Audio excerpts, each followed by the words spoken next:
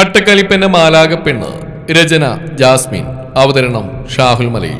Editing Shereej Poonoor. എന്നാ വിവാഹത്തിന് ഞങ്ങൾ സമ്മതിക്കാം. ഇനി റോണക്ക് സമ്മതമല്ലെങ്കിൽ പോലും ഞാൻ പറഞ്ഞ അവൻ കേൾക്കും. രുദ്രൻ അങ്ങനെ പറഞ്ഞു. അനു പ്രതീക്ഷയോടെ അവന്റെ മുഖത്തേക്ക് നോക്കി. റോണ രുദ്രനെ തന്നെ നോക്കി സെറ്റിലിരുന്നു. ഇനി അവന് പേടിയില്ല. എല്ലാം നല്ല ഭംഗിയിൽ അവസാനിപ്പിച്ച് കയ്യിൽ തരും. അവസാനം ചോദിക്കുന്ന ചോദ്യത്തിന് ആത്മാർത്ഥമായ ഒരു ഉത്തരം നൽകിയാൽ മാത്രം മതി. അവന് വല്ലാത്ത ആശ്വാസം തോന്നി. പക്ഷെ അവന് വേണ്ടി, നിങ്ങളുടെ പ്രണയത്തിന് വേണ്ടി നിന്റെ വീട്ടുകാരെ ഉപേക്ഷിക്കണം. വിവാഹം കഴിഞ്ഞ നിമിഷം മുതൽ നിന്റെ അമ്മയായിട്ട് നിനക്കൊരു ബന്ധം ഉണ്ടാവാൻ പാടില്ല. നിന്റെ കുടുംബത്തെ മറന്ന് ഞങ്ങളുടെ കൂടെ ഇവിടെ താമസിക്കാൻ തയ്യാറാണെങ്കിൽ വിവാഹം ഉറപ്പിച്ച ശേഷം നീ ഇവിടുന്ന് പോകും. രുദ്രന്റെ ഉറപ്പോടെയുള്ള വാക്കുകളിൽ അനു പ്രേമ ഒരുപോലെ സെറ്റിയിൽ നിന്ന് എഴുന്നേറ്റു. നടക്കില്ല എന്ന് പറഞ്ഞാൽ നടക്കില്ല. ഞങ്ങളുടെ മകളെ നിങ്ങൾക്ക് അങ്ങ് വിറ്റ പോലെ ഞങ്ങൾ തരില്ല. ഇത്ര കാലം നോക്കിയുണ്ടാക്കിയതേ നിങ്ങൾക്കിട്ട് തട്ടിക്കളിക്കാനല്ല. സമ്മതിക്കില്ല. പ്രേമ രുദ്രന് നേരെ ചീറുമ്പോൾ രുദ്രന് കുലുക്കമില്ല നിന്നു. അനു അപ്പോഴും കേട്ടതിൽ ഞെട്ടിത്തരിച്ച് നിൽക്കുകയായിരുന്നു. അവിടെ ആ നിൽപ്പ് കണ്ട് രുദ്രന് ചിരിച്ചു. പറ്റില്ല അല്ലേ? ഇതുപോലെ തന്നെയാ ഞങ്ങളെ ഉപേക്ഷിച്ചാവൻ നിന്റെ മാത്രമാണെന്ന് പറയുമ്പോൾ നിന്നെ കുറ്റം പറയാൻ പറ്റില്ല. ഇപ്പോഴത്തെ പെൺപിള്ളേരൊക്കെ ഭാവി സെറ്റിൽ ചെയ്യാൻ നോക്കുന്നവരാ. അവർ ഇതിലും വലുത് ചിന്തിക്കും. അങ്ങനെയുള്ള ചെക്കന്മാരും ഉണ്ടാവും. നിന്റെ ചേച്ചിയുടെ ഭർത്താവിനെ പോലെ, നിന്റെ അച്ഛനെ പോലെ, അല്ലേ? അരവിന്ദനെ നോക്കി രുദ്രൻ പറയുമ്പോൾ അയാൾ ഒന്നും മിണ്ടായ രുദ്രനെ നോക്കിയിരുന്നു. മകളുടെ ഇഷ്ടം ഒരിക്കലും നടക്കാൻ പോകുന്നില്ലല്ലോ എന്ന് ആലോചിച്ചുകൊണ്ടുള്ള സങ്കടം മാത്രമേ ആ മുഖത്തെ രുദ്രനെ കാണാൻ കഴിഞ്ഞുള്ളൂ. നിങ്ങളുടെ ഭാര്യയെ നിങ്ങൾ വിവാഹം കഴിച്ചപ്പോ നിങ്ങൾക്ക് നിങ്ങളുടെ കുടുംബം നഷ്ടമായി. നിങ്ങളുടെ മകളെ വിവാഹം കഴിച്ചപ്പോ നിങ്ങളുടെ മരുമകൻ അവന്റെ കുടുംബം നഷ്ടമായി.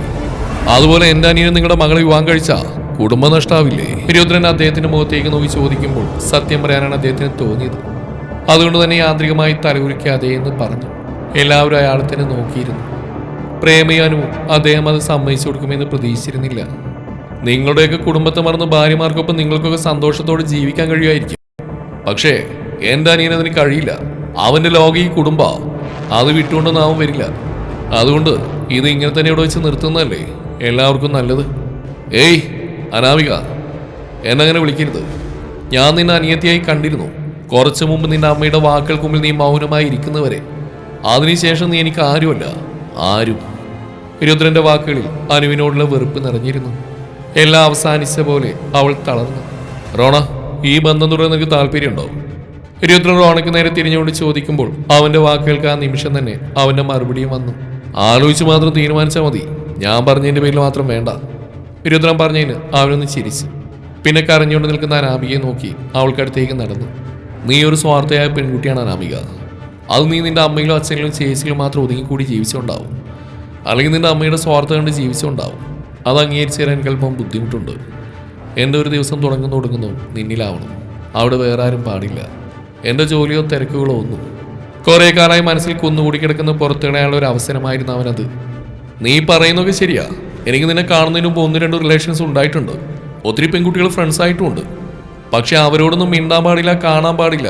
അങ്ങനെയൊക്കെ പറഞ്ഞാൽ നടക്കുമോ? എൻ്റെ ജോലി നോക്കാതെ ഏത് സമയം നിന്നെ വിളിച്ച് എനിക്ക് മെസ്സേജ് അയച്ചിരിക്കാനും എനിക്ക് പറ്റില്ല. റോണ പറഞ്ഞിരുത്തുമ്പോൾ അനു അവനെ വേദനയോടെ നോക്കി. ഇഷ്ടക്കൂടുതൽ കൊണ്ട് ചെയ്തു പോയ കാര്യങ്ങൾ അതിനെയൊക്കെ അങ്ങനെ കണ്ടുകൂടെ? എൻ്റെ അമ്മയുടെയും അച്ഛൻ്റെയും സ്നേഹം കണ്ടു വളർന്ന മകനാണ് ഞാൻ. എൻ്റെ അമ്മയെ പോലെ, എൻ്റെ ഇഷുവിനെ പോലെ അങ്ങനെ ഒരു ഭാര്യയാണ് ഞാൻ ആഗ്രഹിക്കുന്നത് എന്നും തുറന്നു പറഞ്ഞ് പറയാതെ അറിഞ്ഞ് ചേർത്ത് പിടിക്കുന്നൊരു തുണ. പക്ഷേ വിവാഹം കഴിക്കുന്നതിന് മുമ്പ് തന്നെ നമ്മൾ തമ്മിൽ അഭിപ്രായ വ്യത്യാസങ്ങളാ, വഴക്കാ, തെറ്റല. ചെറിയ കാര്യങ്ങൾക്ക് പോലും നീ മിണ്ടാണ്ടിരിക്കുമ്പോൾ ആദ്യമൊക്കെ എനിക്ക് വിഷമം തോന്നിയിരുന്നു. ഇപ്പം എനിക്ക് അങ്ങനെയൊന്നുമില്ല. നീ എത്ര മിണ്ടിയില്ലെങ്കിൽ എനിക്ക് ഒന്നുമില്ലെന്ന് തോന്നല. അതെന്താണെന്നറിയോ നിനക്ക്? ഞാൻ നിന്നെ വെറുത്തു തുടങ്ങി. നിന്നിലുള്ള എൻ്റെ ഇഷ്ടം കുറഞ്ഞു തുടങ്ങി. അതുകൊണ്ടാ. റോണ പറയുമ്പോൾ അനുവേദനയോടെ അവനെ നോക്കി. ചെയ്തതൊക്കെ തെറ്റ് തന്നെയാണ്. അത് അവൾക്കും ബോധ്യമായി തുടങ്ങി. എന്നിട്ടും ഞാൻ നിന്നെ വേണ്ടെന്ന് പറഞ്ഞിട്ടില്ല. പെട്ടെന്ന് നീ വിവാഹം കഴിക്കാന്ന് പറഞ്ഞ് വാശി പിടിച്ച മുതൽ ഞാൻ പലതും വെച്ച് നോക്കുകയായിരുന്നു. ഇവിടെ നീ വന്നു പോയത് മുതൽ നിന്റെ മാറ്റം, എൻ്റെ അമ്മയെ ശരിക്കൊരു അമ്മായിയമ്മയാക്കിയുള്ള നിന്റെ സംസാരം, എൻ്റെ യേശുവിനെ ഭർത്താവിൻ്റെ ഏടത്തിയാക്കിയുള്ള നിന്റെ സംസാരം, എന്തിന് ഞങ്ങളുടെ കണ്ണനെ കുറിച്ചുള്ള നിന്റെ സംസാരം, അതൊന്നും എനിക്ക് ഉൾക്കൊള്ളാൻ ഈ നിമിഷം വരെ പറ്റിയിട്ടില്ല. അവൻ അത്രയും പറഞ്ഞു നിർത്തുമ്പോൾ അനു പകപ്പോടെ നാലുപുറവും നോക്കി. അവളെ നോക്കിക്കൊണ്ട് നിൽക്കുന്നവരെ കണ്ടപ്പോൾ അവൾക്കാകെ വല്ലാതെയായി. കണ്ണനാണെങ്കിൽ എന്നെക്കുറിച്ച് പറയാൻ എന്ത് കുറ്റമാണുള്ളതെന്നുള്ള ചിന്തയിലായിരുന്നു അവൻ. ഒക്കെ പോട്ടെ, എല്ലാം സഹിക്കാം. എൻ്റെ ഏട്ടനെ കുറിച്ചൊരു ഫേക്ക് ന്യൂസ് വന്നപ്പോൾ എൻ്റെ കുടുംബത്തിൻ്റെ വേദന നിൽക്കേണ്ട നീ തകർന്ന് എന്ത് ചെയ്യണമെന്ന് അറിയാതെ പകച്ചെന്ന് എന്നെ വിളിച്ച് നീ പറഞ്ഞ വാക്കുകളുണ്ടല്ലോ, മരിച്ചാലും ഞാൻ മറക്കില്ല. ഇതുപോലൊരു ഏട്ടൻ്റെ അനിയനാണെന്ന് പറഞ്ഞ് നടക്കാൻ നിനക്ക് നാണമില്ലെന്നല്ലേ നീ ചോദിച്ചത്? ഇഷുവിനെ നീ ഇങ്ങോട്ട് കൊണ്ടുവരേണ്ട. അവൾ അവിടെ വീട്ടിൽ തന്നെ നിൽക്കട്ടെ. ഇതുപോലൊരു അത്രയും പറഞ്ഞുകൊണ്ട് റോണ നിർത്തി. ബാക്കി പറയാൻ അവന് കഴിയുന്നില്ല. അവൾ പറഞ്ഞ ആ വാക്കുകൾ അവന് വല്ലാതെ തട്ടിയിട്ടുണ്ട്. എല്ലാവരും വേദനയോടെ അനുവിനെ നോക്കി. അങ്ങനെയൊക്കെ പറഞ്ഞോ എന്നുള്ള വേദന. അവിടെ തീർന്നു ഞാൻ നീ തമ്മിലുള്ള ബന്ധം. എന്റെ ഏട്ടൻ ഈ നിമിഷം വരെ നിന്നെ വേറെ രീതിയിൽ നോക്കിയിട്ടുണ്ടോ? തെറ്റായി പെരുമാറിയിട്ടുണ്ടോ? ഇല്ലല്ലോ. എന്നിട്ടും നിന്റെ ഏട്ടനുള്ള വീട്ടിൽ നിന്നെ നിർത്തില്ലെന്ന് നിന്റെ അമ്മ പറയുമ്പോ നീ അതെല്ലാം കേട്ട് മിണ്ടാണ്ടിരുന്നില്ലേ? അവിടെ ഞാൻ തോറ്റുപോയി. പരിചയപ്പെട്ട അന്ന് തന്നെ ഞാൻ എന്താണോ എന്റെ കുടുംബം എന്താണോ എന്നൊക്കെ പറഞ്ഞു തന്ന ഞാൻ ആരായി അല്ലേ? റോണോ ഓരോന്ന് എണ്ണി ചോദിക്കുമ്പോൾ അവൾ ഉത്തരമില്ലാതെ നിന്നു. ഈ പൊട്ടൻ്റെ ഉള്ളിൽ ഇത്രമാത്രം ഉണ്ടായിട്ടാണോ നേരത്തെ അവൾ കരഞ്ഞപ്പോൾ കരഞ്ഞ് നിലവിളിച്ച് പൊട്ടൻ, മരപ്പൊട്ടൻ? കണ്ണൻ റോണിയുടെ ചെവിയിൽ പറയുമ്പോൾ റോണിയൊന്നും മിണ്ടിയില്ല. അവളുടെ കണ്ണുനീർ കണ്ടപ്പോൾ പിടിച്ചെടുക്കാൻ പറ്റിയിട്ടുണ്ടാവില്ല. ജീവനായിരുന്നില്ലേ? ആത്മാർത്ഥമായി പ്രണയിച്ചതല്ലേ? വേണ്ടെന്ന് പറഞ്ഞ് പിരിയുമ്പോഴും വേദനയില്ലാതിരിക്കുമോ? റോണി നിറഞ്ഞ കണ്ണുകൾ അമൃതി തുടച്ച് അനുവിനോട് പിന്നെ എന്തോ പറയാൻ പോകുന്നവനെ വേദനയോടെ നോക്കി. നമ്മൾ തമ്മിൽ വിവാഹം കഴിച്ചാൽ ശരിയാവില്ല നാമിക. നമ്മൾ തമ്മിൽ ചേരില്ല. വിവാഹത്തിന് മുമ്പ് തന്നെ നീ എൻ്റെ കുടുംബത്തിന് മേൽ ആരോപിച്ച് വിവാഹം കഴിഞ്ഞാൽ കൂടുകയാണ് ചെയ്യുക. അറിഞ്ഞുകൊണ്ട് നമ്മളങ്ങനെ ഒരു ജീവിതം തിരഞ്ഞെടുക്കണോ? നീ ആഗ്രഹിക്കുന്ന പോലെ ഒരാളല്ല ഞാൻ ആഗ്രഹിക്കുന്ന പോലെ ഒരാളല്ല നീയും. പിന്നെ എന്തിനാ ഈ ബന്ധം മുന്നോട്ട് തുടരുന്നത്? റോണ അവളുടെ മുഖത്തേക്ക് നോക്കി പറഞ്ഞു നിർത്തുമ്പോൾ അവളുടെ തേങ്ങൽ ഉച്ചത്തിലായി. റോണ, എനിക്കൊരു അവസരം കൂടി തരൂ? അവൾ കരഞ്ഞുകൊണ്ട് ചോദിക്കുമ്പോൾ അവൻ അവളുടെ മുഖത്തേക്ക് വേദനയോടെ നോക്കി. ഇനി അതിൻ്റെ ആവശ്യമുണ്ടോ? ഞാൻ ഒരുപാട് അവസരങ്ങൾ നിനക്ക് തന്നിട്ടില്ലേ? അന്നൊക്കെ നീ പറയുന്ന കാര്യങ്ങൾ ഇനി പറയില്ല, ഇനി ചെയ്യില്ല, ഇതൊക്കെ തന്നെയല്ലേ? എന്നിട്ട് എന്തെങ്കിലും മാറ്റം ഉണ്ടായിട്ടുണ്ടോ നിനക്ക്? ഇല്ല. പിന്നെയും അത് തന്നെ. അവനത് പറഞ്ഞ ഇത്തിരി ദേഷ്യത്തിലാണ്. ഇതൊക്കെ കുറെ പറഞ്ഞു തോറ്റ കാര്യങ്ങളാണ്. പിന്നെയും പറയുമ്പോൾ ദേഷ്യം വരുന്നു. അവൾക്കൊന്നും കയറുന്നില്ല, കരച്ചിൽ തന്നെ. ഇത് നിന്റെ അവസാന തീരുമാനമാണോ? പ്രേമ അവന്റെ മുഖത്തേക്ക് നോക്കി ഗൗരവത്തിൽ ചോദിക്കുമ്പോൾ അവൻ അവരെന്ന് ദേഷ്യത്തിൽ നോക്കി. ഈ മകളെ ഇങ്ങനെ ആക്കിയത് അവരൊറ്റരുത്തിയാണെന്ന് അവനറിയാം. ആ ദേഷ്യമാണ് അവൻ അവരോട്. ഇതെന്റെ അവസാന തീരുമാനമാണ്. ഇതിലിനിയൊരു മാറ്റവും ഇല്ല. അവർ നോക്കി ഗൗരവത്തിൽ തന്നെയാണ് പറഞ്ഞത്. എന്റെ മകൾക്ക് പ്രതീക്ഷകൾ നൽകി അവളെ സ്നേഹിച്ചയച്ചതിന് നീ അനുഭവിക്കും. അവർ റോണയ്ക്ക് നേരെ ചീറുമ്പോൾ രുദ്രൻ അവനെ മാറ്റി നിർത്തി അവരുടെ മുമ്പിൽ കയറി നിന്നു. ഇനി നിങ്ങൾക്ക് ഈ വീട്ടിൽ നിന്ന് സംസാരിക്കാനുള്ള വോയിസ് ഇല്ല. ഇനി പറയാനുള്ളതും ചെയ്യാനുള്ളതെല്ലാം ഈ വാതിലിന്റെ പുറത്ത്. രുദ്രൻ വാതിൽ നേരെ കൈ നീട്ടി പറയുമ്പോൾ ആദ്യം അങ്ങോട്ട് നടന്ന അരവിന്ദനായിരുന്നു. അയാൾക്കറിയാം ഇനിയൊന്നും നടക്കില്ലെന്ന്. അവിടെ നിന്നിട്ട് കാര്യമില്ലെന്ന് അയാൾക്കറിയാം.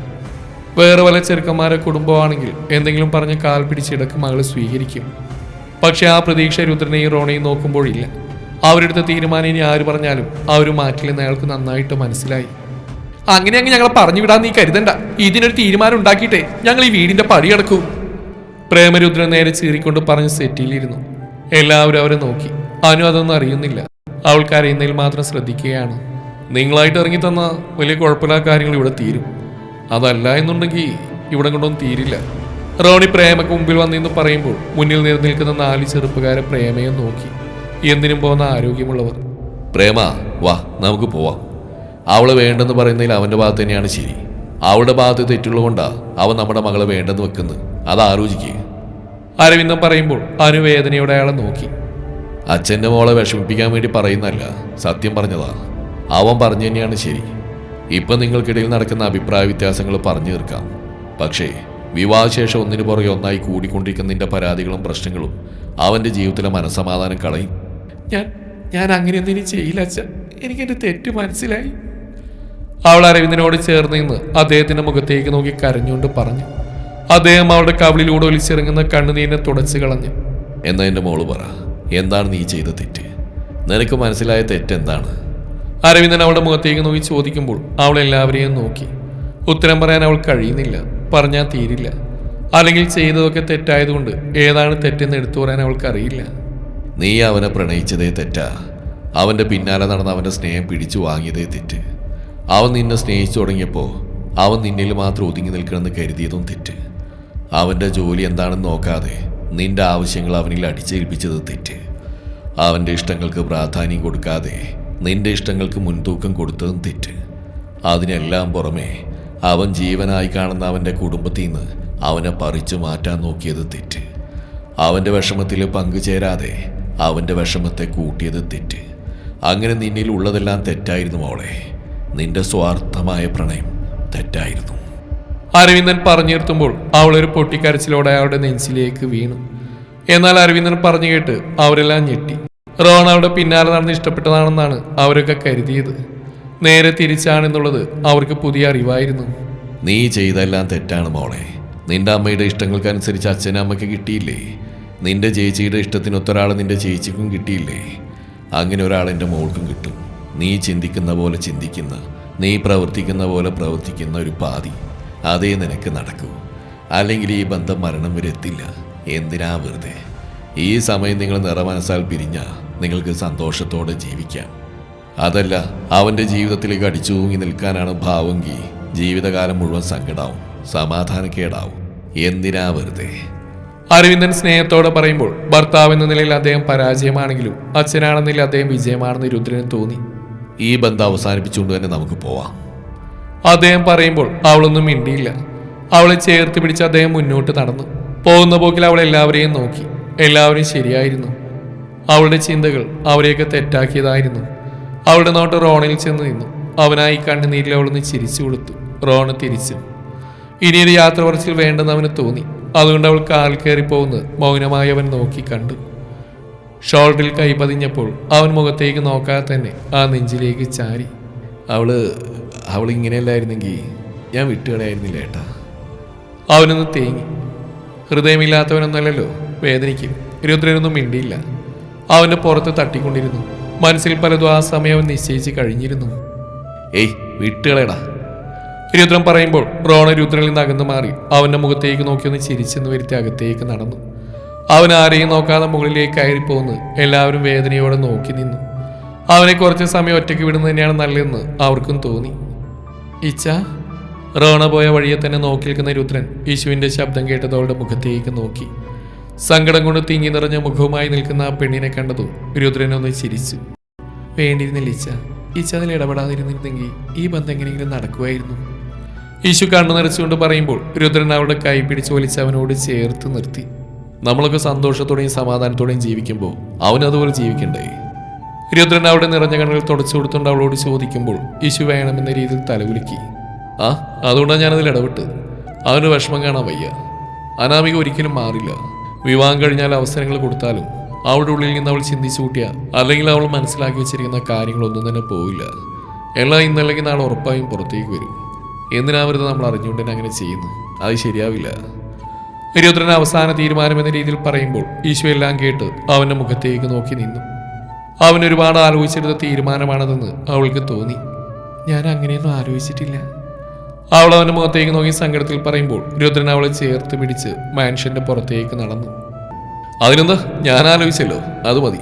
ഇനി അതാലോചിച്ച് വിഷമിക്കണ്ട. അവൻ നമ്മുടെ ചെക്കനല്ലേ, അവൻ ഓക്കെ ആവും. നിങ്ങളെ കുറച്ച് സമയം കൊടുത്താൽ അവൻ പഴയതിനേക്കാൾ ഉഷാറായിട്ട് വരും. രുദ്രൻ ചിരിയോടെ പറയുമ്പോൾ ഈശോ ഒന്ന് ചിരിച്ചു. ഒപ്പം അവൻ പറഞ്ഞ പോലെ റോണ ഉഷാറായി വരട്ടെ എന്ന് ആത്മാർത്ഥമായി പ്രാർത്ഥിച്ചു. രുദ്രൻ അവളെ കൊണ്ട് ഗാർഡനിൽ പോയിരുന്നു. ഈശോ ചുറ്റും നോക്കി. ഒത്തിരി ദിവസമായിരുന്നു അവൾ അങ്ങോട്ടേക്ക് വന്നിട്ട്. ദേവിയുടെ ലോകമാണ് ആ ഗാർഡൻ. ദേവിക്ക് ജീവനാണ് പൂക്കൾ. അതിന് മക്കളെ പോലെ നോക്കും. അത്രയ്ക്ക് ഇഷ്ടമാണ്. ആ കാണുന്നൊക്കെ ദേവി നോക്കി നടത്തുന്നതാണ്. അമ്മയൊരു സംഭവമാണല്ലേ ഈശ? മുന്നിലെ മനോഹരമായ കാഴ്ചകളിലേക്ക് നോക്കി ഈശോ പറയുമ്പോൾ രുദ്രനൊന്ന് ചിരിച്ചു. ശരിയാ, അമ്മ ഒരു സംഭവമാണ് എല്ലാം കൊണ്ടും. ഈശ, നമ്മൾ മാത്രമായിട്ട് വില്ലയിലേക്ക് പോകണമെന്ന് പറഞ്ഞില്ലേ, അത് വേണ്ടെന്നൊക്കെ അല്ലേ? ഈശോ രുദ്രനോട് ചേർന്നിരുന്ന അവൻ്റെ മുഖത്തേക്ക് നോക്കി ചോദിക്കുമ്പോൾ രുദ്രൻ മുന്നിലെ പൂവിൽ നിന്ന് കണ്ണുകൾ മാറ്റി അവളുടെ മുഖത്തേക്ക് നോക്കി. എന്താപ്പോ അങ്ങനെ? രുദ്രൻ ചിരിയോടെ ചോദിക്കുമ്പോൾ ഈശോ അവൻ്റെ നെഞ്ചിലേക്ക് ചാരി. അറിയില്ല, അങ്ങനെ തോന്നുക. എല്ലാവരും നല്ല വിഷമത്തിലല്ലേ? ആ സമയത്ത് നമ്മളിവിടെ ഇല്ലെങ്കിൽ. അവൾ രുദ്രൻ്റെ മുഖത്തേക്ക് നോക്കി. അവൻ അവളെ നെറ്റിയിൽ അമർത്തി ചുംബിച്ചുകൊണ്ട് അവളെ അവൻ്റെ നെഞ്ചിലേക്ക് മുറുക്കി അണച്ച് പിടിച്ചു. അങ്ങനെയാണെങ്കിൽ അങ്ങനെ. എന്തായാലും നമുക്കൊരു ദിവസം പോവാം. ഇങ്ങനെയൊക്കെ ആ സ്ഥിതിക്ക് നമുക്ക് കുറച്ച് ദിവസം കഴിഞ്ഞിട്ട് പോവാം അല്ലേ? രുദ്രൻ അവളുടെ നെറ്റിയിൽ അവൻ്റെ താടി മുട്ടിച്ചുകൊണ്ട് പതിയെ അവളുടെ മുറിവിൽ തലോടിക്കൊണ്ട് ചോദിച്ചു. അതിന് ഈശോ ഒന്ന് മൂളി. പക്ഷെ ഞാനിന്ന് പോയാൽ നാളെ രാത്രി വരുള്ളൂ. ആ കാര്യം മാറ്റിവെക്കാൻ പറ്റില്ല. അതൊക്കെ ഇന്ന് തന്നെ ചെയ്തു തീർക്കണം. രുദ്രൻ എന്തൊക്കെയോ കണക്കൂട്ടൽ കൂട്ടിക്കൊണ്ട് പറയുമ്പോൾ ഈശോ ഒന്നും മിണ്ടാതെ അവൻ്റെ നെഞ്ചിലേക്ക് കിടന്നു. തുടരും ഈ കഥയുടെ ബാക്കി ഭാഗം നാളെ ഇതേ സമയം.